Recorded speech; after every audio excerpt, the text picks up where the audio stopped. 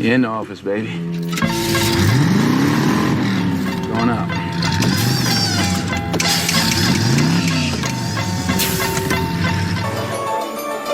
I want the fortune, motherfucker fine. I want the Bentley, motherfucker right. God please forgive me, this shit I'ma kill. This shit from my soul, this shit from my spirit. Can't go nowhere if you ain't got no vision. Can't go nowhere if you don't know the distance. Fresh hair, Sunday school, class Christian. Fresh hair, Sunday school, fight with me. False new crock. What you tried to do, you couldn't destroy me. I'm still standing. I'm still strong. That's what we do. How many bodies you gonna stand on? One of the brothers is a rat. What's going on, YouTube?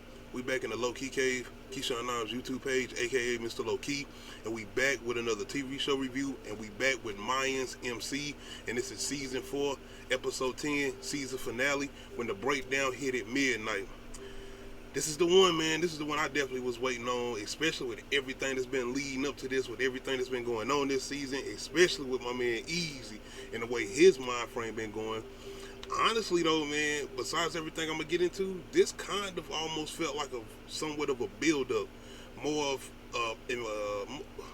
getting you like ready and getting you anticipating going forward as far as the next season or whatever, as far as season 5 or whatever, because it is certain things that happen in this episode, but to me, most of the things that happen, I guess, power position wise, was season finale but material.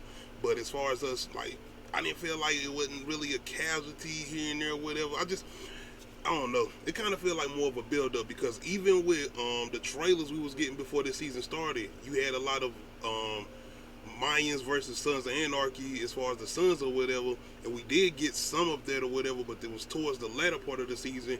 And with this episode, it's kind of feeling like I said, of a build-up going towards the real war, like the real Mayans versus the Sons or whatever. But going into this episode, we start off with Cocos Funeral. Yeah, man, this is one of those ones. They do it real militant style too, because I think, if I'm not mistaken, Coco and them was in the service. A lot of them, most of them, if not on the same Padre, Mayans were in the service as far as the military or whatever. So they all having Coco's service or whatever, and Coco's sister pretty much get some things off her chest, pretty much saying that she feel like it's the Mayans' fault. She feel like it's their fault that what happened to Coco or whatever, but you know she's going through her emotions or whatever, so she's pretty much feeling some type of way with everything she's been going through, being that, you know, nobody's pretty much really there. Like her brother was there. Like, I ain't really seen too many of the other members of the Mayans go by and check on her, see if she's straight or whatever, besides the big guy Gully, or Gilly, I think that's his name, yeah, Gilly. But other than that, man, it's a real good scene, like I said, because I didn't know. I was sitting here when it started, like, oh shit, I forgot that we hadn't even done like a memorial service or anything, or they hadn't done anything with Coco as far as a send-off or whatever. But it's a really good scene though. And as far as his sister or whatever, she, yeah, pretty much get some things off her chest and saying what she had to say. Going from that though, we get Tig. He's back. Shout out to the actor Kim Coates, man. He comes in and he steps right back into his role, man. Whoever, I forgot my man he talking to, but I know he's the one that pretty much started the war and everything going on between the Mayans and the Sons. And he pretty much doing what Tig does, man. Like I said, it seems like he was ready to get back into that role and step back into that position. But it's really what he's saying to him, and this is even sounding like this is a build-up for Tig, possibly coming back, playing a major role and being a major character, returning back to not Sons, but you know, Mayans or whatever. But it's really interesting seeing the conversation between him and Alvarez. They're pretty much catching up or whatever. But it's pretty much about what they can do to maybe dead the war or whatever. But it's more than anything talking about casualties and everything they've built going towards this position or whatever. And it's more than anything, you can hear them talking about, you know, how things is just not the same. You know, everybody's ready to go full force and do what they're ready to do, especially somebody like Easy, who is really not trying to hear any reason in anything. And they do make a lot of a play on that, especially, you know, with this day and age of younger people not really trying to hear what the OGs or anybody got to say. So I feel like they're making a play on that. But it's not just that, it's what Alvarez is trying to do. And Easy, once again, is not trying to hear that. And this shit is going in one ear and after the other. So it's like he's pretty much making his play in his position. And when we first see what he's trying to do, it seems like he's basically trying to put Bishop back into the leader role or whatever. or so it seems anyway, from the way he's talking and the way he's moving, and even with everything going on with Everett, because Everett is pretty much trying to break it down to him. It's like, man, once again, he does not want to keep going to war. He don't want to keep seeing Mayans die or whatever. So he's pretty much trying to figure out any type of way he can as far as just ending the war. And now with it, the conversation he had with Tig, he seems like maybe they can lead to doing that. But Easy's not trying to hear that. Going from that, once again, man, my man Easy. I said this last week, and I know what I said, and I was kind of harsh about it, saying that Easy should have took JJ out. Like, you niggas talking about threatening you, talking about telling the club about you, whatever deal you did make to get out of the jail, get out of prison or whatever. But when he ends up doing what he does do this episode, it kind of was harsh. Like, I ain't even gonna front it. I kind of felt some way for it. I was like, damn, I did. I ain't gonna front. I felt sorry for JJ, man. And Easy pretty much, no loose ends, takes JJ out, man. And this is after they have a whole conversation. Well, JJ trying to have a conversation, pretty much going back, telling them how he looked out for him when he was in prison, talking about his kids or whatever. And it's just that the whole thing with Easy, man. And I'm listening to JJ. I think us as an audience is just listening to JJ. Like, nigga, he ain't hearing none of this. You don't even know what this man undone and what he's capable of now. He's not trying to hear any of this. He shot this girl that loved him, that he loved. He don't give two shits about you. And I said this, though. I did because I feel like Easy would have been a hypocrite to not kill JJ if he did what he did to Gabby. Like, it wouldn't make no sense to me as far as his character and the way he's moving forward in his position now. But be careful what you ask for, because when he did it, like I said, I'm thinking about that man kids. I was thinking about everything, because I was thinking maybe he was trying to set him up or something. I'm guessing he wasn't. He was just naturally trying to get out here and get some money to take care of his family. And nah, Easy wasn't trying to hear none of that. Like I said, no loose ends. And Easy is on bodies on bodies. Easy been catching bodies, I think, since episode 6, maybe 5. Like, he a body each episode, bodies. Franklin's like, Easy is on demon time.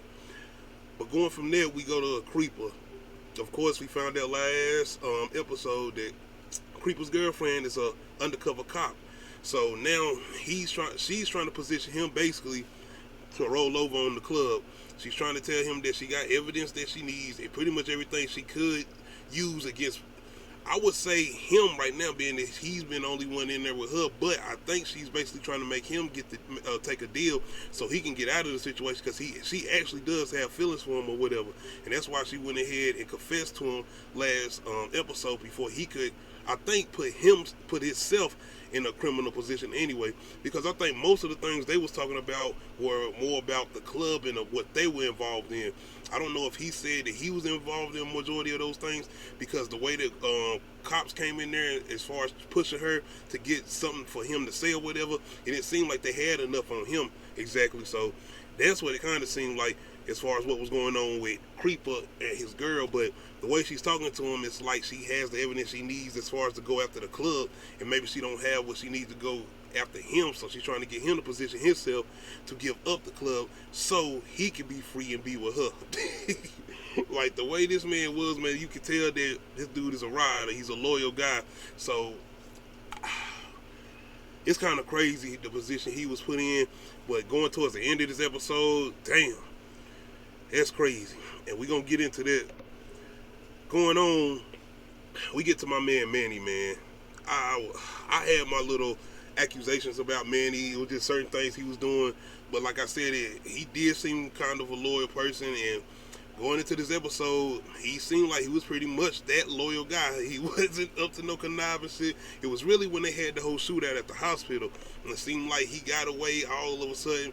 And then it seemed like he was kind of looking, well, going into this episode, you can hear when he's sitting with some of the other group members as far as the other people from the Mayans that was under control, under the leadership of Conche, or whatever his damn name was.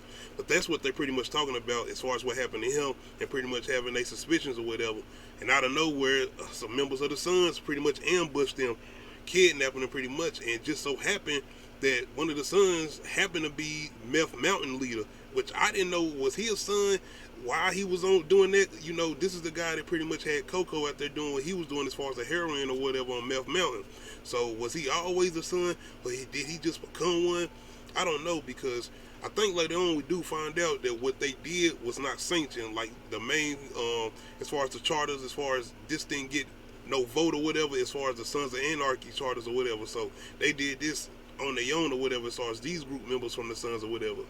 But it's just what they end up doing to Manny, and I'm like, damn. It seemed like they just took Manny out. Like he didn't. I don't know. It just seemed like he didn't have a build up. He seemed loyal. I didn't know if maybe they was gonna have some type of confrontation between him and Easy before anything happened. But nah, my man gets set straight up on fire. I mean, he hold it down or whatever, because the Meth Mountain leader guy or whatever pretty much trying to get him to tell them certain information as far as the Mayans or whatever, but he don't, and he hold it down, but he get his ass lit on fire. So it's going to be interesting to see how this plays out as far as this Meth Mountain dude. Like I said, I didn't know he was had anything to do as far as the Sons go. But besides that, and damn RP to my man Manny, he was a good dude. He was a lawyer, man. He wasn't trying to do nothing shady. We move on to Annalita. I need to know in the comment section. I need y'all to let me know, when did Annalita get her position as far as with Soul Dad, but when she make this alliance with Soul Dad, because I didn't know this, and I didn't know she had any type of alliance with Soul Dad.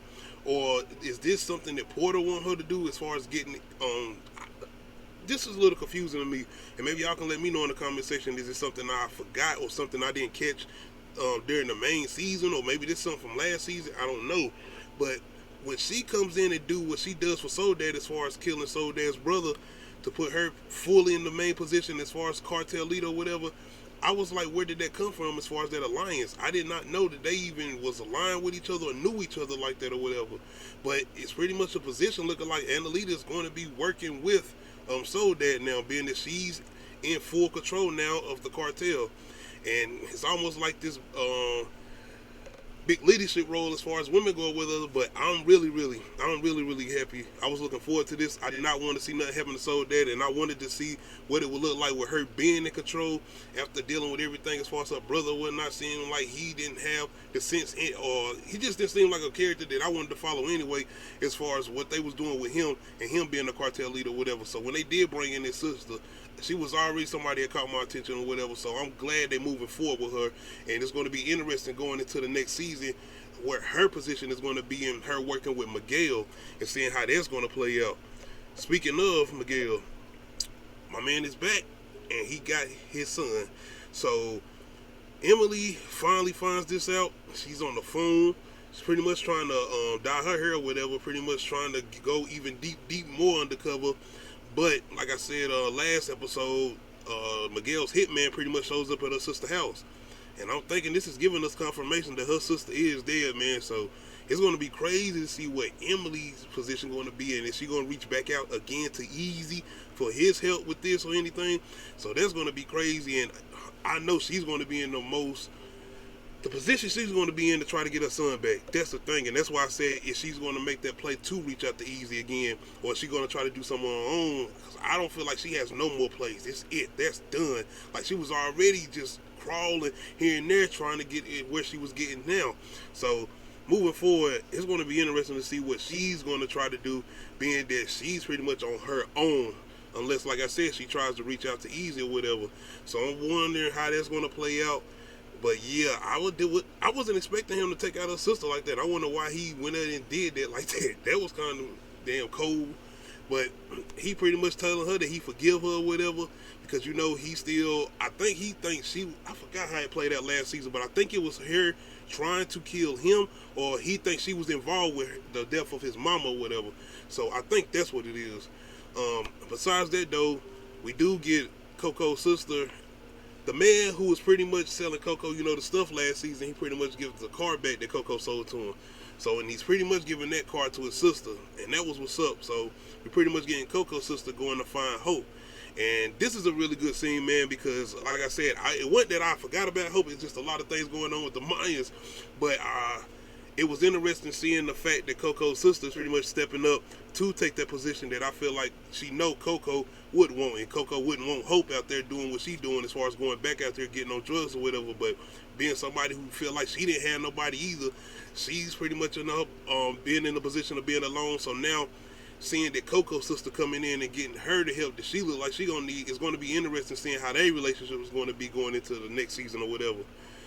Going from that, we got my man Easy bike riding with his girl like they ain't in wars or nothing. Like, my man, it's a thing about Easy, bro. Bro will sit up there and shoot somebody in the head, catch the bodies he go catch, and then go get his girl and tell him, let's go out here and do a cruise ride or whatever, not knowing that they are, willingly knowing that they got beef with the Sons or whatever, they're at war or whatever. So I don't know his mind frame of thinking, playing that position of doing what he doing.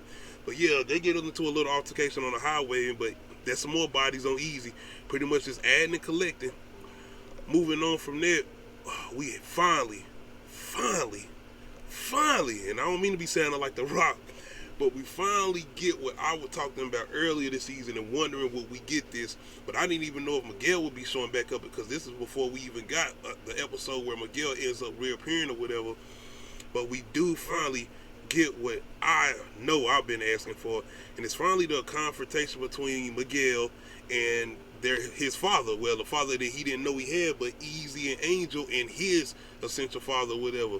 But we finally get this confirmation, and like I said, my predictions were Miguel would kill him, well, shoot him or whatever, and he would be on his last dying breath, and then he would finally admit to Miguel what was up or whatever. Because even when this episode is playing out, it's everything he's saying to him or whatever, because he pretty much taking that fault for saying that he killed his mom or whatever, even though we know it didn't play out like that, and we know what happened, but it's the way he's saying it or whatever. And I was just waiting. I'm like, Miguel, he's about to stab him or he about to shoot him. But it don't play out like that. So I'm like, oh, so now we are possibly going to get something moving forward with a reunion. Well, not really a reunion, but this confirmation that being now that he knows that this is his father, and he knows now that Easy and Angel are his brothers, how is this going to play out? Especially with everything going on with Easy. Because I'm telling you right now, I don't think Easy going to care.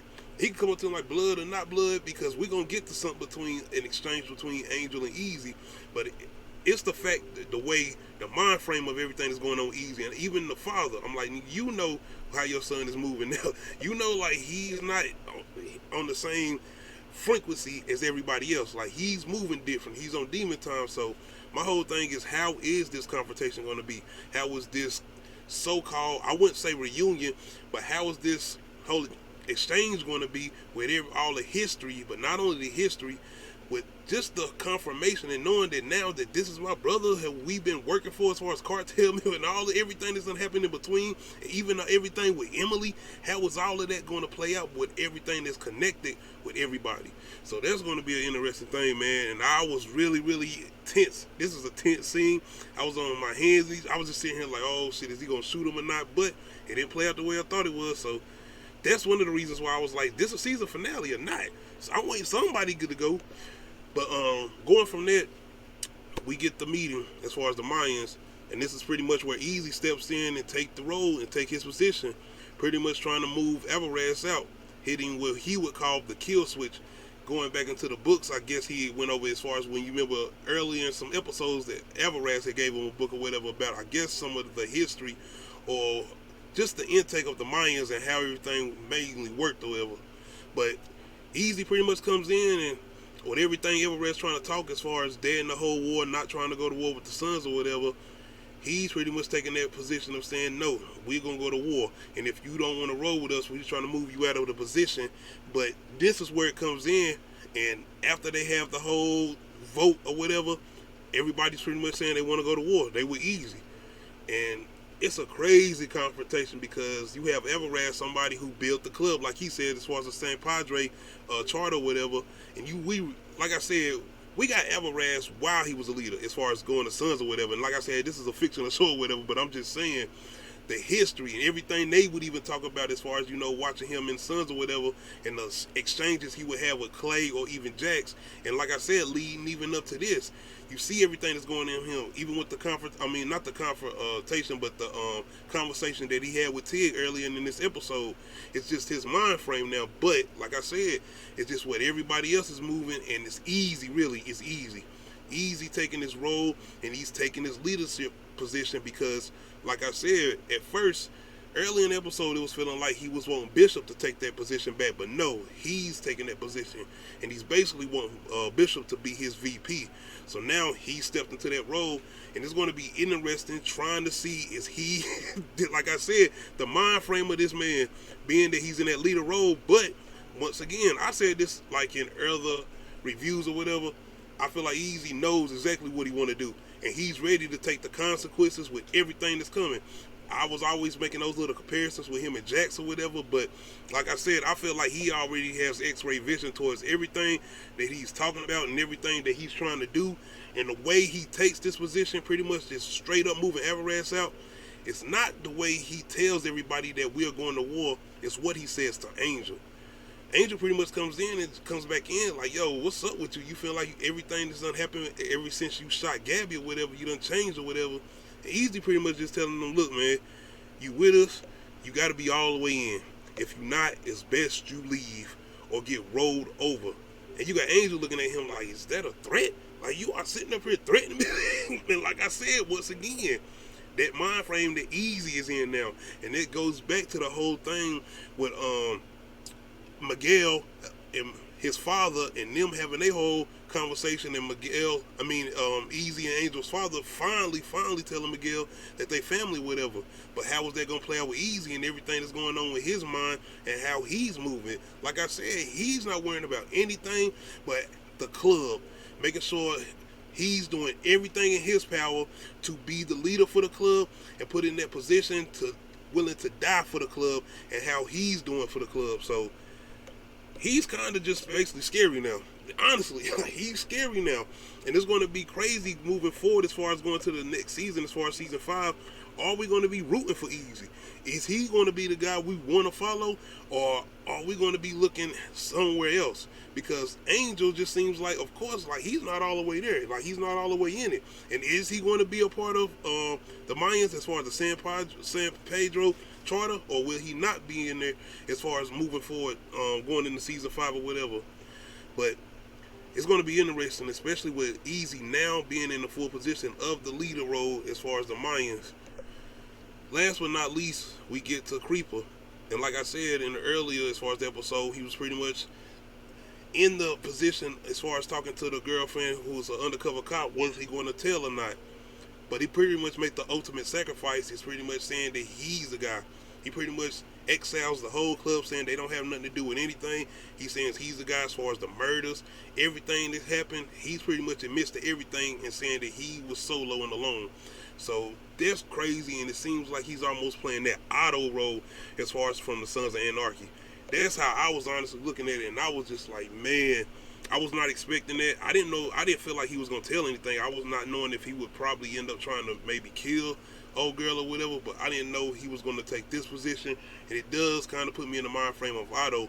Not saying I don't think Otto took this type of position or whatever, but it's just looking at him and everything leading up to this, and the whole thing with him finding out about the girl being an undercover cop and everything she was telling him. It's like, damn, taking all of that, and she's even there in the whole interrogation room begging and pleading with him not to do that or whatever, but he pretty much take that. And you remember everything in those conversations he would have with her, you can hear that the man was pretty much down for his club. He was a loyal guy, like I said. So I didn't want to see that happen to him, but it's going to be interesting going into the next season. Is he going to be locked up, or are they going to come up from the point of view of him being in prison? That's going to be crazy. We also get Joey J's wife, who Easy shot in the head early in the episode, pretty much showing up the Easy spot, trying to find him, because she got confirmation that he was supposed to be Easy the last night she seen him, pretty much, with him trying to do the job with her for Easy. But she's pretty much looking for him, and now it's going to be a thing where it's just going to play out being that she's going to be trying to come after Easy, pretty much putting the blame on Easy once she do find out JJ is dead or not, if his body even shows up or not, because Easy not around when she does shows up. Easy's girlfriend is there, so I don't know if they're going to play a position with her showing up, but it was a tense scene because they showing the kids or whatever, and once again, I was saying whatever I was saying about JJ as far as Easy got to take him out, the way he did Gabby, but like I said, that's just his character's role now. That's the position that he's playing now, and I feel like it wouldn't be true to his character if he didn't do that with everything he's been doing. Gabby, Chaka, what he did to him, and just moving forward, I feel like this wouldn't play out for good as far as his character if he didn't do that to JJ. But like I said, the way it does play out, and just seeing his wife and his kids, it made you feel bad. It did. Well, it made me did. It's just watching it from a point of view of an audience or whatever. But last but not least, we get somebody mysteriously burning down a warehouse where I think it's Soledad and Miguel's product, because this looked like the same place where they was having a meeting with Everest or whatever, but we do not get confirmation on who this mystery person is. They dressed in all black or whatever. We do not get to see their face or whatever. So I know this is basically our big cliffhanger moving forward as far as going into season 5. Who is this person and why they did this? Who is this? And all of that. So it's going to be interesting to see how this plays out, and is this going to be something that ends up playing a position of Soledad maybe blaming the Mayans or somebody else, meaning that she had a meeting with them. I don't know if she had a meeting with anybody else, but is she going to feel like they was the only one that knew that place or whatever, and is she going to feel like they had something to do with that whatever? So that's going to be interesting. Other than that, man, like I said, it was a decent season finale. With everything that's been going on, I feel like certain episodes before this was probably more of a season finale than this. Like, Easy Shooting Gabby, to me, could have been the season finale, and that would have been it, like, straight up. But it just, to me, felt more of a build-up. It felt like it was getting you ready for season 5 more than it kind of just going out on the blaze of glory, kind of like season 3 did, you know, with the whole war going on, the civil war, as far as all the Mayans showing up to the St. Padre charter or whatever at the end of that season. But like I said, I still enjoyed this. I still feel like this is one of my favorite seasons as far as Mayans. I might have to go back and see the other ones just to make sure that confirmation. But I did enjoy this season. Like I said, everything that's going on with Easy moving forward, I did not see that coming as far as him going as dark as he did. But it is exciting because he's unpredictable for me now. He's unpredictable because you don't know what he's going to be capable of moving forward, especially after everything he's done, even with this episode and his whole conversation with Angel or whatever. So it's going to be interesting moving forward with everything that's going on. Soledad and her forming her alliance with Annalita and what she's done as far as taking her brother out and her being sole control of the cartel. So I'm interested moving forward, and especially us finally getting our confirmation with Miguel and Angel and Easy's father and everything with that. So I'm definitely looking forward to this going into season 5. Y'all let me know, how much did y'all enjoy this season finale? Did it feel like a season finale to you? It did to me, but it didn't all the way. But y'all let me know how y'all feel about this last episode as far as season 4 of MAYANSMC. Let me know how y'all felt about it. Make sure you hit that like button. If you're not subscribed to the channel, make sure you hit that subscribe button.